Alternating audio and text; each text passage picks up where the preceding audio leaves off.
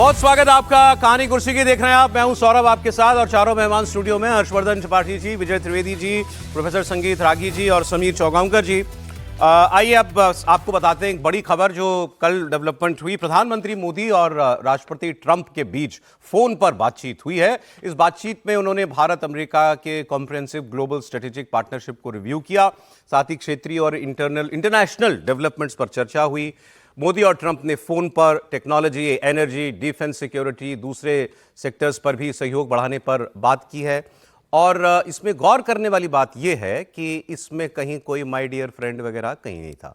जो बात प्रधानमंत्री ने ट्वीट करके बताया कि मेरी बात ही हुई है, मतलब मेरी बात हुई अमेरिका के राष्ट्रपति से, ऐसा ऐसा था, मतलब वैसा कोई दोस्ताना वैसी बातें जो अक्सर ट्रंप कर दिया करते हैं, वैसा कोई रेसिप्रोकल प्रधानमंत्री की तरफ से नहीं था।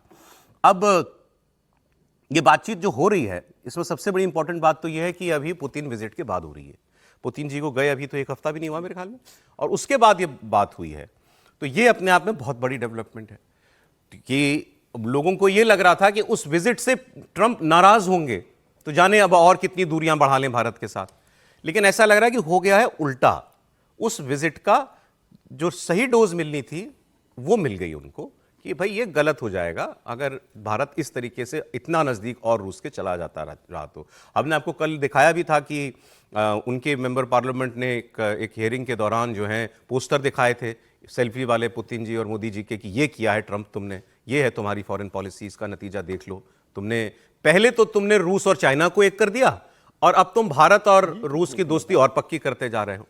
तो इस फोन कॉल को एक पॉजिटिव डेवलपमेंट के तौर पर इस लिहाज से देखा जा रहा है। दूसरी बड़ी बात कि ये इस बात का भी इशारा हो सकता है कि भारत और अमेरिका के बीच ट्रेड डील होने वाली है। कई मैं कुछ विश्लेषकों को पढ़ रहा था, उन्होंने कहा कि अगर ये बातचीत हुई है और दोनों लोगों ने इसका रीड आउट दिया है, मतलब कि हमने बात करी और बताया है दुनिया को, तो इसका मतलब कि कोई अच्छी खबर आने वाली है ट्रेड डील के हवाले से। जब ट्रेड डील की हम बात करते हैं तो सीधा सीधा मतलब है टैरिफ, मतलब टैरिफ हटने की नौबत भी आने वाली है, ऐसा उम्मीद की जा रही है। इसको लेकर के और कुछ बयान हैं, हम आपको वो भी बताएं। कल आपने देखा था वो जो उनके ट्रेड रिप्रेजेंटेटिव थे अमेरिका के, उन्होंने क्या कहा था अमेरिका में? उन्होंने कहा था India is a very tough nut to crack, बहुत टफ नेगोशिएटर है इंडिया, लेकिन उसका बेस्ट ऑफर हमें मिल चुका है और उसकी रिजर्वेशन है कि वो अपने कृषि सेक्टर को नहीं खोलना चाहता, ये वो हमको बता चुका है। लेकिन उसका फाइनल और बेस्ट ऑफर हमारे पास, फाइनल नहीं कहूँगा, उसका बेस्ट ऑफर उन्होंने कहा हमारे पास आ गया है। उसके एक दिन के बाद ये फोन कॉल पर बातचीत। सर, दो पहलू हैं इसके। पहला, हमारे संबंध, जनरली हमारे संबंध जो हैं वो, ये फोन कॉल उसके बारे में क्या बता रही है? ईज आउट थोड़ा सा होगा, थोड़ा सा ईज आउट होगा, लेकिन पूरी तरह से कोई बहुत बातें ऐसी खुलकर हो गई हो, क्योंकि प्राइम मिनिस्टर ने जैसे रेस्पॉन्ड किया है ना, कल हम लोगों ने इस पर बात की थी। ट्रंप साहब थोड़ा सा आगे बढ़े और आपने उसको ठीक से एनालाइज किया। मैं कुछ दिन पहले बात कर रहा था यूएस में ही, जब पुतिन साहब की विजिट हुई, तो मैंने कहा कि क्या इससे नाराज होंगे ट्रंप साहब? बोले नहीं, आप इसको ऐसा देख रहे हैं, मैं समझता हूँ कि इससे शायद वो दबाव में भी आएंगे। यूएस में किसी ऐसे मुझे बड़े अधिकारी ने पुतिन की विजिट से मतलब वो थोड़ा से नरम पड़ेंगे, दबाव में आएंगे, नरम पड़ेंगे, वो आज दिख रहा है। मेरे को उस दिन लग रहा था कि भाई पुतिन से वो नाराज ना हो जाए, क्योंकि ट्रंप साहब के मूड का तो पता नहीं होता ना। तो वहाँ बात करें तो उनका नहीं, वो शायद दबाव में आएंगे और वो थोड़ा सा 2 स्टेप 3 स्टेप जो भी कहें, 2 कदम 3 कदम आगे बढ़े हैं। लेकिन ये भी अच्छी बात है, पॉजिटिव है कि वो उस पर आगे बढ़कर किस तरह से करते हैं। और जो परसों की जो बात है, वो टफ नट के अलावा उन्होंने कहा था कि भाई हमको सबसे अच्छा ऑफर दे दिया गया, तो वो किसी न किसी रास्ते को निकालना चाहते हैं। दरवाजे अब खोलने की एक्सरसाइज वो हो रही है। हो सकता है कि बहुत जल्दी ना हो, लेकिन फिर भी मैं समझता हूँ इसको एक पॉजिटिव टैरिफ और ट्रेड पर कोई फाइनल खबर आ सकती है। अच्छा, इस पर आप देखिए, कल जो है हमने आपको बताया, अमेरिकी व्यापार प्रतिनिधि जेमिसन ग्रियर ने बयान दिया था कि भाई भारत ने हमको फाइनल अच्छा ऑफर दिया है। तो ये सवाल पूछा गया हमारे कॉमर्स मिनिस्टर से, पीयूष गोयल जी से, वही और उनकी मिनिस्ट्री ट्रेड नेगोशिएशन करती है। तो पीयूष गोयल जी ने कहा है कि अगर अमेरिका व्यापार समझौते से संबंधित भारत की पेशकश से खुश है तो फिर उसको हमारे साथ मुक्त व्यापार समझौता, फ्री ट्रेड एग्रीमेंट, उस पर हस्ताक्षर कर देने चाहिए। जेमिसन ग्रियर ने यह भी कहा था कि अमेरिका को व्यापार समझौते को लेकर भारत से अब तक का सबसे अच्छा प्रस्ताव मिला है। तो पीयूष गोयल ने कहा कि दोनों देशों के बीच फाइनल डील तभी होगी जब उससे दोनों देशों को फायदा हो। सुनिए। I can only say that negotiations are progressing well. We've had substantive discussions over several rounds of negotiations. In the past, I think 5 rounds have happened. The current visit is not a negotiating round. current visit is a new deputy USTR who has joined about 3 months ago. It's his first visit to India. We're getting to know each other. He met me also. We had very good substantive discussions. But I've often said on record that a deal is only done when both sides stand to benefit. And I don't think we should ever negotiate with deadlines or hard stops because you tend to make mistakes there. Sir क्या समीर जी क्या लग रहा है आपको, क्या कोई deal नजदीक दिखाई दे रही है? अभी पीयूष गोयल जी के बयान से क्या मिला इशारा? निश्चित रूप से अगर अमेरिका का प्रतिनिधिमंडल भारत आया हुआ है और छठी सातवीं बार उसकी जब बैठक हो रही है और लगातार बैठकें हो रही है, भारत का प्रतिनिधिमंडल भी अमेरिका गया था, और अगर वो आए तो निश्चित रूप से कुछ ना कुछ फाइनल स्टेज पर होंगे। और प्रधानमंत्री मोदी ने जिस तरीके से ट्रंप से बात हुई, ट्रंप के राष्ट्रपति बनने के बाद छठी बार प्रधानमंत्री मोदी की उनसे बातचीत हुई है, तो ये बताता है कि भाई पुतिन के दौरे के बाद भी और जिस तरीके से ट्रेड डील करने के लिए जो वहां का प्रतिनिधिमंडल आया हुआ है उसकी बातचीत चल रही है, उसके बीच प्रधानमंत्री अगर ट्रंप से बात कर रहे हैं और दोनों देशों की बात हो रही है और ट्रंप कह रहे हैं कि बातचीत बहुत अच्छी, सकारात्मक रही, बहुत पॉजिटिव रही है, तो ये बता रहा है कि निश्चित रूप से ट्रेड पर बातचीत बहुत अंतिम चरण में। और मुझे लग रहा है कि इस साल के अंत तक भारत और अमेरिका के बीच में एक ट्रेड डील बहुत अच्छी होगी। और जो साल का अंत तो आ गया, हाँ, तो बिल्कुल 8-10 दिन के अंदर मुझे लग रहा है इसमें फाइनल होगा और साल के अंत तक कोई अच्छी खबर मिलेगी कि भारत ने अपनी शर्तों पर, जिसमें भारत को एक बड़ा बेनिफिट है, ट्रेड डील फाइनल कर ली और फिर नए साल में जो एक्स्ट्रा टैरिफ ट्रम्प ने लगाया है वो उसके हटाने की भी घोषणा। ये बताना चाहिए कि फोन किसने किसको किया था, मतलब किसका फोन आया था? मेरे जहन में यही सवाल, ट्रंप ने किया या मोदी जी ने किया था? ट्रंप ने किया, कल पीएम ने किया था, पीएम प्रधानमंत्री मोदी ने किया था, प्रधानमंत्री ने कल फोन उनको किया था। तो मुझे लग रहा है ये बातचीत बहुत सकारात्मक रही है और आने वाले दिनों के अंदर एक अच्छी खबर मिलेगी। और जो ट्रंप ने कहा था कि भाई मोदी बहुत टफ नेगोशिएटर है, तो वो दिख रहा है कितने लंबे समय से अमेरिका तमाम दबाव के बाद भी अपने हिसाब से इसको डील को नहीं करवा पाया, ट्रेड डील को, तो भारत के पक्ष में ये होने वाली है। सर आगे खबर बता रहा हूं, इस पर भी आप उस पर कमेंट कर दीजिएगा। अब हमारे यहाँ पर, हमारे पड़ोस में जो है एक बहुत अजीबोगरीब किस्म का तनाव बढ़ता जा रहा है, लगातार रोज कुछ ना कुछ खबर आती है। इसमें 3-4 प्लेयर हैं, इसमें चाइना और रूस एक तरफ है, दूसरी तरफ अमेरिका है, साउथ कोरिया है, ताइवान है और जापान है। ये 6 देश आप मानिए, ये 6 देश उलझे हुए हैं आपस में और कई बार बड़े बड़े युद्ध कभी गलतफहमी में भी शुरू हो जाते हैं और हुए हैं दुनिया में ज्यादातर बार ऐसा होता है। तो ये कहीं वैसा ही कुछ ना कर दें तो ये बहुत बड़ा सरदर्द दुनिया के लिए बन जाएगा। जापान के एयर स्पेस के पास चीन और रूस के बॉम्बर विमान, जेट विमान और वो बम वर्षा करने वाले विमान, इन्होंने जॉइंट पेट्रोलिंग की थी। इसके बाद जापान ने अपने जहाज उड़ाए। ऐसे ही साउथ कोरिया के पास जब ये पहुंचे तो साउथ कोरिया ने भी अपने जहाज उड़ाए। अब खबर ये आई है कि, अच्छा, इससे पहले ये भी खबर आई थी कि चीनी जहाज़ों ने अमेरिकी जहाज़ों को लॉक कर दिया रडार से। वो बस उसके बाद एक ही कदम बचता है कि बटन दबाओ, मिसाइल दागो, वहां तक वो लॉक कर चुके थे उसको। अब इसके जवाब में अमेरिका ने जापान के साथ अपने B-52 बॉम्बर विमान, ये इनके सबसे आधुनिकतम जहाज हैं, जहां तक मुझे याद है जब ईरान के ऊपर बम गिराए थे भी तो यही जहाज इस्तेमाल किए थे। जापान के फाइटर जेट्स के साथ इनका ये बॉम्बर विमान ये उड़ान भरता हुआ नजर आया। डायरेक्ट ये एक तरीके की चुनौती थी या जवाब था रूस और चीन को। और अमेरिका के ये B-52 बॉम्बर जो है ये परमाणु हथियार ले जाने में सक्षम है। चीन और रूस मिलकर जापान को टेस्ट कर रहे हैं दरअसल, लेकिन अमेरिका और जापान ने मिलकर यह बता दिया कि कुछ भी हरकत अगर आप करेंगे तो पहले सोच समझ लें। अमेरिका ने यह बता दिया कि भाई हम इस इलाके में, हमारे दोस्त ये हैं और हम इनके साथ खड़े हैं। वो दोस्त कौन है? ताइवान है, जापान है, साउथ कोरिया है। जापान ने इस पर रिएक्शन दिया। अब जापान ने जो किया उस पर चीन का रिएक्शन आया। चीन के विदेश मंत्रालय ने इस बात को बड़ा हल्का फुल्के अंदाज में कहा कि अरे तो आप ज्यादा रिएक्ट कर रहे हैं, हम तो वॉर एक्सरसाइज कर रहे थे, आपको पहले बताया था हमारी तो ये वार्षिक वॉर एक्सरसाइज है, इसमें इतना परेशान होने वाली बात नहीं है। लेकिन ये एक बार नहीं 3 बार वो कर चुके हैं, इसीलिए अमेरिका को अब ये करना पड़ा। और ये सब उस वक्त हो रहा है जब ताइवान को लेकर के एक तरीके का माहौल बना हुआ है कि चीन ताइवान पे अब हमला कर दे तो तब हमला कर दे। जापान ने भी इसमें बोला है, अमेरिका ने भी ताइवान के पक्ष में खड़े होने की बात बोली है। लेकिन सर ये कोई सामान्य बात नहीं है कि ये इतने ये ऐसे देश जो हैं, बड़े बड़े देश एक दूसरे के खिलाफ जहाज उड़ा रहे हैं। देखिए, चीन जो है वो उसका ताइवान के साथ तो झगड़ा है ही, ताइवान को अपना हिस्सा मानता है और कई बार ताइवान की फॉरेन मिनिस्ट्री और डिफेंस मिनिस्ट्री के साथ ये एक आया है कि उनके विमान जो है, चीन के विमान जो है उनकी वायुसेना के अंदर जो वायु सीमा में जो है वो कई बार प्रवेश किए हैं और उनको सूचित किया गया है कि आप अपने विमान को लौटा लीजिए। नहीं तो हम इधर से उसको खदेड़ने की कोशिश करेंगे, और कई बार उसके पीछे लगाया भी गया है। वही हाल जो है वो रेड सी को लेकर के जो है वो अमेरिका, इंडिया, बाकी सारे जितने क्वाड के लोग हैं उनका, या फिर वियतनाम, फिलिस्तीन वगैरह सबको लोगों को लेकर के वहाँ पर एक तनातनी है। जापान के साथ उसके आइलैंड है, उसके टेरिटोरियल डिस्प्यूट्स चल रहे हैं। सवाल यह है कि जापान को कवर किया जाए, मिलिट्री कवर किसका प्राप्त है? यूनाइटेड स्टेट्स ऑफ अमेरिका का मिलिट्री कवर प्राप्त से सेकेंड वर्ल्ड वॉर के बाद से है। अब जापान जो है वो खुद से भी अपना सेना, मिसाइल और जो आर्म्स है वो डेवलप करने की कोशिश कर रहा है। कहीं न कहीं उसे ऐसा लग रहा है कि अमेरिका के तरफ से जो कवर है वो उस प्रकार से नहीं आ रहा तो था अपनी तैयारी करें, तो अपनी भी तैयारी करें। लेकिन ये सब कितना गंभीर है, मैं ये जानना चाह रहा हूं। गंभीर इस मामले में है कि यदि थोड़ी सी भी चूक हुई, कहीं से भी चूक हुई, तो इसका मतलब है क्या, कई बार होता है ना कि हम लड़ने से पहले जो है ना बार बार कंकड़ डाल करके एक बार देखना चाहते हैं कि उधर से क्या प्रतिक्रिया आ रही है। एग्जैक्टली, कितना उधर से तैयारी हो रही है। सर, अब इधर से अमेरिका ने जिस प्रकार से अभी बॉम्बर भेजा है ज्वाइंट एक्सरसाइज के लिए, वो एक संकेत है रशिया और चाइना दोनों के लिए। अब मैं आपको अगली खबर जो बता रहा हूं, तो इंडिया भी रिएक्ट करेगी। ये एक अगली खबर आपको बता रहा हूं, मेरे ख्याल से न्यूयॉर्क टाइम्स ने खबर की है और ये बहुत बड़ी खबर है, और अमेरिका में इस खबर के बाद तहलका मचा हुआ है। टॉप अमेरिकी दस्तावेज से एक बहुत बड़ा खुलासा हुआ। दस्तावेज पेंटागन का है, पेंटागन में उनका रक्षा मंत्रालय है, ठीक, उसकी रिपोर्ट लीक हो गई है।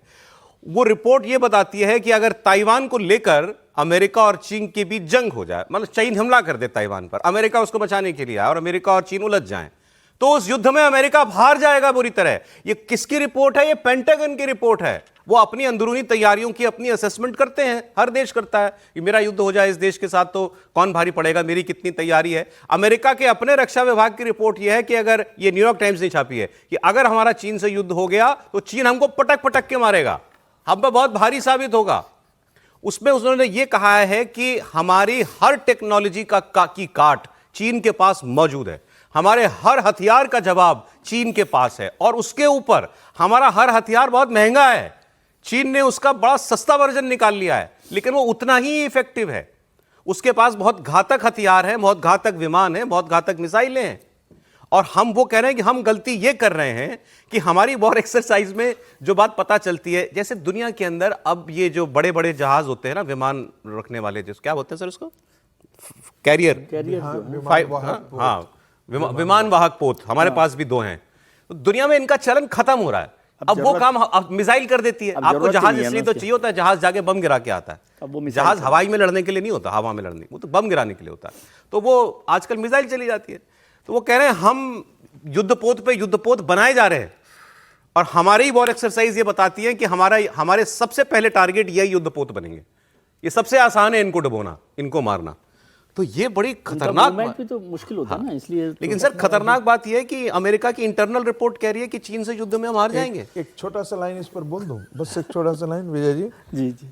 कई बार ऐसा इसलिए भी रिपोर्ट्स पेंटागन जारी करती है ताकि वो भारत को भी संकेत दिया जा सके कि जब अमेरिका को वो पीट सकता है तो तुम्हारी हैसियत क्या है। चलिए, अभी तो वो अपनी बात कर रहे हैं। तो अभी अपनी बात कर रहे हैं, और वो एक्सरसाइज ये होती रहती है, असेसमेंट होता है ये पेंटागन में, पूरी दुनिया भर के भी जो सीक्रेट एक्सरसाइज है उस पर उसकी बात होती रहती है। वहां पर केवल अमेरिका की बात नहीं होती, पेंटागन का रक्षा मंत्रालय। इस रिपोर्ट का नाम है सर ओवरमैन ब्रीफ, और ये पेंटागन के ऑफिस ऑफ नेट असेसमेंट ने तैयार की थी, जो लीक हो गई। हाँ, वो वहां पर ये एक्सरसाइज मतलब राउंड द क्लॉक होती है, और दुनिया भर की उसको लेकर वहां पर होती है कि किस तरह के हथियार हैं, किस तरह की डेवलपमेंट चल रहे हैं, ये वॉर एक्सरसाइज चल रही है, ये सारी बात होती है। इसमें एक और इम्पॉर्टेंट बात है, पता नहीं इसमें जिक्र किया गया कि आप यदि ज्योग्राफिकल पोजीशंस भी देखें तो चाइना तो बहुत फायदे में है ना। ताइवान के साथ युद्ध होगा तो चाइना और अमेरिका के डिस्टेंसेस को भी आप देखेंगे तो वो तो वहीं पर खड़ा हुआ है, ठीक है। और चाइना की ताकत जो है रक्षा हथियारों की, वो तो बहुत बढ़ गई है, दुनिया भर में सब लोग जान रहे हैं, और उसी वजह से ये सारा काम चल रहा है। प्रोफेसर साहब की बात भी ठीक है कि वो भले ही मैसेज दे रहा हो, लेकिन ये इंटरनल असेसमेंट मेरे हिसाब से ज़्यादा ठीक असेसमेंट है, और चाइना की ताकत को समझना चाहिए। और ये जो आपने कहा ना कि करियर्स के लिए, तो वो तो अब खत्म हो गया, वो आउटडेटेड जैसा हो गया एक तरह से, क्योंकि मिसाइल्स जब आ गई हों, अब इतनी इफेक्टिव हो गई, इफेक्टिव हो गई हैं, देखिए जैसे इसमें लिखा है, मैं अब ये जो हिंदी अखबार में रिपोर्ट छपी, जो इस पर खबर छपी उसको पढ़ रहा हूं कि एक वरिष्ठ अधिकारी ने बताया कि 2021 में बाइडेन प्रशासन के दौरान जब एक सुरक्षा अधिकारी ने ये रिपोर्ट देखी तो वो हैरान रह गया। उसे इस बात का एहसास हुआ कि अमेरिका के पास जो भी रणनीतिक तरकीबें थीं, चीन के पास उसके लिए कई बैकअप थे, कई बैकअप थे हमारी हर स्ट्रेटेजी के लिए। उसमें यह भी बताया गया कि महंगे हथियारों पर अमेरिकी निर्भरता और चीन के सस्ते आधुनिक हथियारों का विकास दोनों ये बताते हैं कि अमेरिका की सुपर पावर के खिलाफ युद्ध जीतने की क्षमता जो है वो चीन की बढ़ती जा रही है। देखिए, एक तो ये कि ये कोई मतलब छिपा हुआ तथ्य नहीं, कोई रहस्य नहीं है कि अमेरिका गिर रहा है, चीन चढ़ रहा है। और ये अभी हमने लगातार जो एशिया की रिपोर्ट आई थी लोवी इंस्टीट्यूट की, उस पावर इंडेक्स में बहुत साफ साफ दिखता है कि पिछला दशक अमेरिका के लिए एकदम लुढ़कने वाला रहा है, मतलब ढलान पे है, उसकी पोजीशन नहीं रह जा रही। चाइना बड़ी तेजी से बढ़ रहा है और भारत की भी स्थिति बहुत अच्छी है, जिसको कहेंगे सुपर पावर वाली पोजीशन वो हासिल कर रहा है। अब ये जो रिपोर्ट कर रही है इसको समझना बहुत जरूरी है। चीन ने पिछले कुछ वर्षों में डिफेंस पर और डिफेंस टेक्नोलॉजी पर जितना इन्वेस्टमेंट किया है उतना दुनिया के किसी और डिफेंस फोर्स ने नहीं किया है। पैसे के तौर पर अमेरिका भले कर रहा हो, लेकिन टेक्नोलॉजी के तौर पर जो एडवांसमेंट किया है उसने वो कमाल का काम किया है। और इसीलिए कई बार ये कहा जाता है ना कि आप भविष्य की तरफ देख रहे हैं क्या, अमेरिका शायद भविष्य की बजाय वो पीछे पड़ा हुआ, अभी भी वो डॉलर डोमिनेंस, अभी भी वो दो देशों के बीच झगड़ा कराकर वहां फोर्स भेज दिया। पुरानी जो चीन ने उसको पूरी तरह से जिसको कहते हैं कि अपनी एनर्जी को कंजर्व किया जी, जो उसके खिलाफ कहा जाता है कि वो युद्ध नहीं लड़ता है। पैदल या आर्मी उसमें चीन बहुत पीछे है, लेकिन टेक्नोलॉजी में बहुत आगे है। एक बात जरूर समझनी होगी कि पिछले कुछ समय में जापान और साउथ कोरिया भी नई फोर्सेज के तौर पर तैयार हुए हैं और उन्होंने भी अपने को उसी तरह से एडवांस एक बात जोड़ दूं इसमें सर, और लड़ने के लिए तैयार दिख रहे हैं। तैयार ये लंबे समय बाद दिख रहा है। जापान तो अभी साउथ कोरिया और जापान शांत थे, वो अपने अपने झटके से शांत थे, लेकिन वो भी अब पूरी तैयारी के साथ है, तो इतना भी डिसबैलेंस नहीं। ऐसा नहीं है कि चीन के लिए फ्री वॉक है हमारे इलाके, हमारे इर्द गिर्द, ऐसा एशिया में। अब आपको आसपास की 4 देशों की खबरें दे रहा हूं और खबरें। थाईलैंड कंबोडिया की लड़ाई, म्यांमार में बम वर्षा और बांग्लादेश का चुनाव। पहले थाईलैंड कंबोडिया, ये जंग ट्रंप साहब ने कहा था मैं एक फोन करूंगा और रुक जाएगी। इन्होंने जुलाई में ये जंग रुकवा दी थी। उस वक्त 5 दिनों तक लगातार दोनों की तोपें चली थी, हवाई जहाजों से बम गिराए गए थे। और इस बार फिर ये शुरू हो गया है। तो जो समझौता ट्रंप ने कराया था वो टूट गया और उन्होंने कहा मैं एक फोन करूंगा भी और दोनों लोगों से कहूंगा बंद करो। तो अब दोनों देशों ने कह दिया कि हमें तो कोई फोन नहीं आया, ये बता दिया उन्होंने, हमें ट्रंप का कोई फोन नहीं आया। लेकिन थाईलैंड की तरफ से ये कहा गया है कि कंबोडिया कि हमारे कई नागरिक जो हैं इस संघर्ष के अंदर मारे गए हैं और नागरिक मरे हैं, इसलिए इस बार ये ज्यादा खतरनाक है, केवल सैनिक नहीं। ट्रंप जो कह रहे थे कि समझौता होगा, वो तो ग्राउंड पर बिल्कुल दिखाई नहीं दे रहा है। दोनों देश एक दूसरे के ऊपर जो है वो आरोप लगा रहे हैं कि इसने युद्ध शुरू किया या इसने इस बार पहले जो है शांति समझौता जो है उसको भंग किया है। जैसे थाईलैंड ये कहता है कि कंबोडिया ने सीमा पर बहुत सारी सुरंगें बनाई हुई हैं और उन सुरंगों में लैंड माइन्स वगैरह हैं और वहाँ हमारे लोग जो हैं वो घायल हो जाते हैं। और जो दूसरा कंबोडिया है वो कहता है कि ये F-16 इसके पास जहाज़ हैं, ये F-16 से हमारे ऊपर बम गिराता है। इस सब के बीच में एक सबसे जो मज़ेदार खबर है, या मज़ेदार नहीं कहना चाहिए क्योंकि ये मामला वॉर का है, लेकिन इंटरेस्टिंग, यूनेस्को ने एक बयान दिया। अब आप कहेंगे लड़ाई के बीच में यूनेस्को तो संस्कृति इन सब चीज़ों की बातें करता है। तो उसने एक स्टेटमेंट दिया है, साहब आप लड़ लो, लेकिन हमारा वहाँ पर एक प्रेवियर मंदिर है, वो मंदिर को कुछ नहीं होना चाहिए। और झगड़ा ही मंदिर को लेकर है, ये मंदिर ही बॉर्डर पर है और इसी को लेकर के भगवान शिव का मंदिर है, इसी को लेकर के ये इनका जो है सीमा पर विवाद है। तो वो इसको विश्व धरोहर घोषित किया गया है। तो यूनेस्को ने कहा है कि लड़ाई अपनी तरफ, मंदिर पे मत कर देना कुछ। समीर जी, बहुत प्रॉब्लमेटिक लड़ाई दोनों के बीच हो गई है। हालांकि ट्रम्प ने लड़ाई रुकवा दी थी थाईलैंड और कंबोडिया की, लेकिन फिर जिस तरीके से मंदिर को लेकर इनकी लड़ाई शुरू हो गई है, अब ट्रम्प साहब इतने बड़े नेता है, अमेरिका के राष्ट्रपति है, उनका एक फ़ोन कॉल पे वो करे कि लड़ाई रुक जाएगी, लेकिन अब ट्रम्प साहब को एक फ़ोन कॉल करने से रोक कौन रहा है? वो एक फ़ोन कर दे, एक मैसेज कर दे कि जिसे कहलवा दे, अपने डेप्यूटी से कहलवा दे तो युद्ध रुक जाएगा।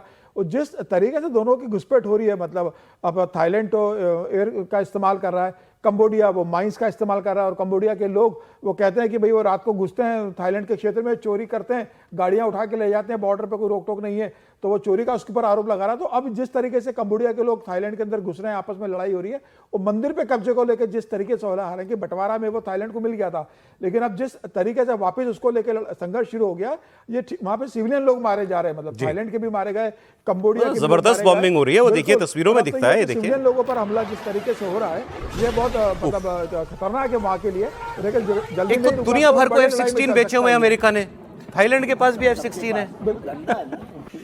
दुनिया कहाँ, सच बात है ये, देखिए। लेकिन यूनेस्को से एक चीज याद आई, हम लोगों ने चर्चा नहीं की शायद, कि यूनेस्को ने दीपावली को हाँ जी, दीपावली को विश्व धरोहर के विश्व तौर पर, धरोहर विरासत घोषित के किया। तौर पर लेकिन ये घोषित झगड़ा किया क्यों था। शुरू हुआ, आप मुझे बता रहे थे सर, एक बार अभी जरा बता दिए। जो अभी जो झगड़ा हुआ था मंदिर में, वो कंबोडियन टूरिस्ट जो थे, वो कंबोडियन टूरिस्ट आए और वहां पर उन्होंने कंबोडिया का नेशनल एंथम शुरू कर दिया। नहीं, मंदिर किसकी सीमा में पड़ता है? मंदिर थाईलैंड की सीमा में थाईलैंड पड़ता की सीमा है। और कंबोडियन जब टूरिस्ट आए, वैसे क्लेम कंबोडिया भी करता है। कंबोडिया भी claim देखिए, करता है ये इसको लेकर के मुझे लगता है 1962 की बात है। 1962 में इंटरनेशनल कोर्ट ऑफ जस्टिस ने जो है ना अवार्ड किया था थाईलैंड के लिए में, लेकिन कंबोडिया ने उसको क्लेम को अपने आप को पीछे नहीं लौटाया है। इस बार हुआ क्या कि वहां झगड़े तो होते रहते हैं, वो क्योंकि डिस्प्यूटेड बॉर्डर है, एक फ्रेंच कॉलोनी तो हुआ करता था। अब है कि इस बार जो है वो नेशनल एंथम गाने के कारण जो है ये झगड़ा वहां से उठ गया, जिसको सिक्योरिटी फोर्सेस ने मना किया और वहीं से झगड़ा शुरू हुआ। खामखा जो है लड़ाई मंदिर के पीछे हो रही है, आप सोचिए। एक बात, म्यांमार की खबर आपको बता दूं, म्यांमार में हम लोग म्यांमार की कम बात करते हैं। हमारा डायरेक्ट बॉर्डर है भाई म्यांमार से, सीधा डायरेक्ट बॉर्डर है, सैकड़ों किलोमीटर का बॉर्डर है वहां। और वहां की हालत देख लीजिए आप। ये 4 साल से सिविल वॉर चल रही है यहां पर। अब कल यहां पर म्यांमार की सेना वहां पर सेना शासन में है, वहां डेमोक्रेटिक गवर्नमेंट नहीं है।